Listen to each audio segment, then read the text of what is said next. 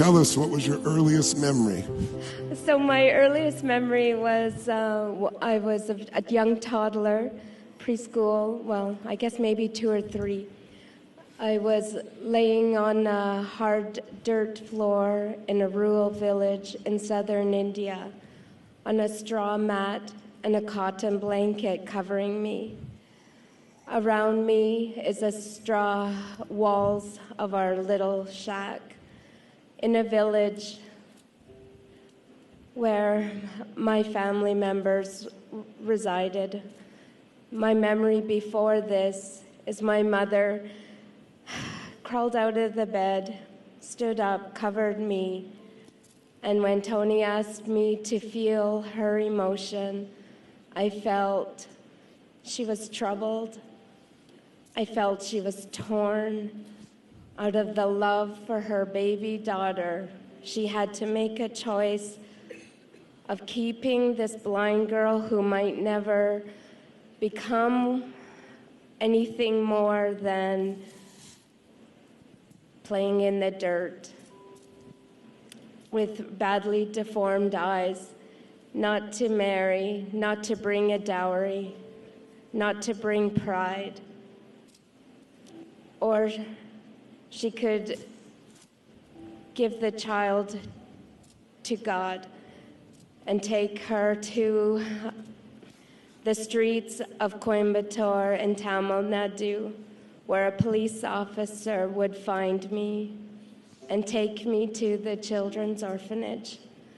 And when Tony asked me to look into the perspective of God, I found God's truth.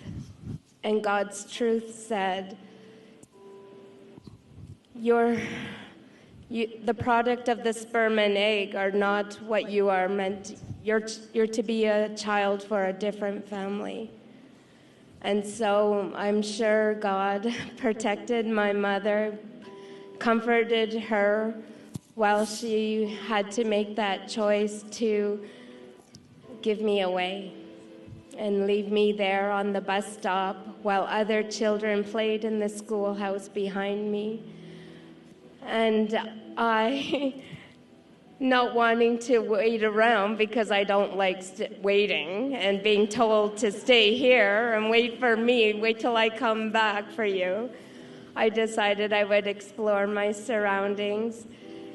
And well, I was so adventurous that I took steps away from the bus stop at the bench and decided to go back down the road to follow her. And I heard a dog barking, and that took me back to the bench where I scrambled up onto the top rail.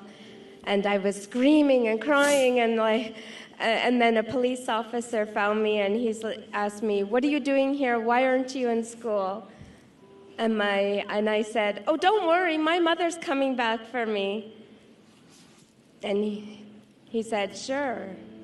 He sat there on the bench with me, and he said, we talked for a while, and then I guess it was obvious. The wise police officer knew, looking into my badly deformed eyes, what was the truth.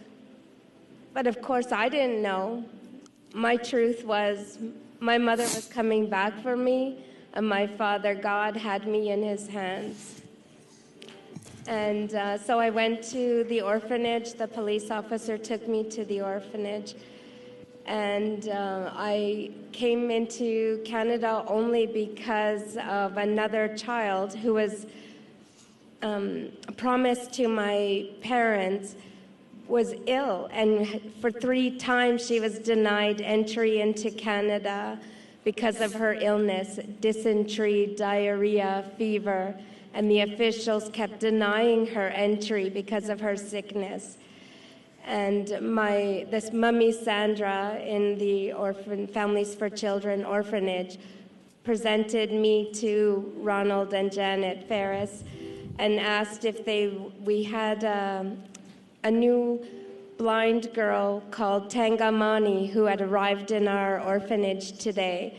Would you like to take this child and bring her into your home, because we know that she is showing great promise here and she can be successful given the right environment. And my parents said, well, we want our original daughter, Ronnie, and as soon as she is healthy enough to travel, we want her on the first plane, but we will take Tangamani. And so I am Tangamani.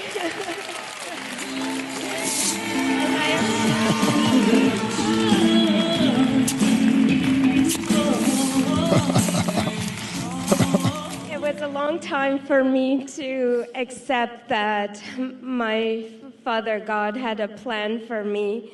I always felt that I was abandoned and never good enough. And I shared my story with Sophie. As you may remember, she was the woman that was volunteering in the orphanage of the South Sudan.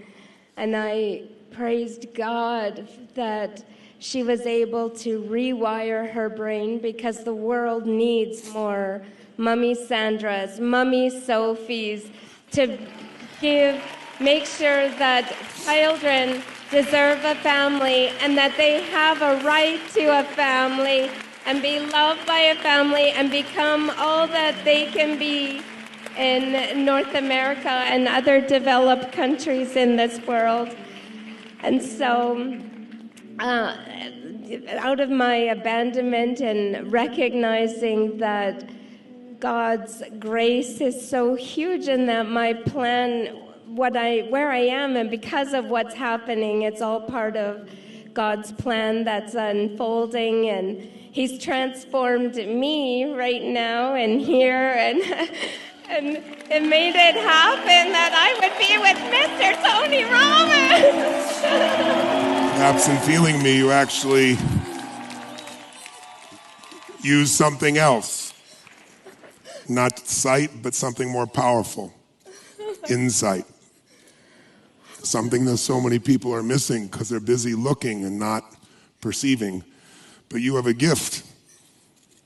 Your gift is your joy. Your gift is you've not let anything ever stop you. Your gift is love. It's so easy to feel. I was drawn on this side of the room to you. I couldn't see you, but I could feel you. And I know you can feel me. And we can feel everyone in this room, can't we? You can feel their love for you right now. Yeah. Yes, you can.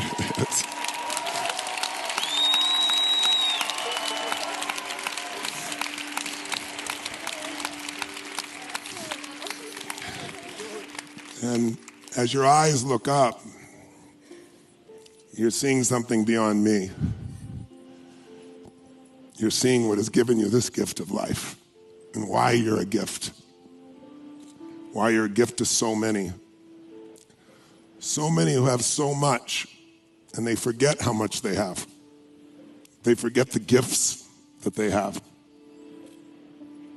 And here you are with so much joy.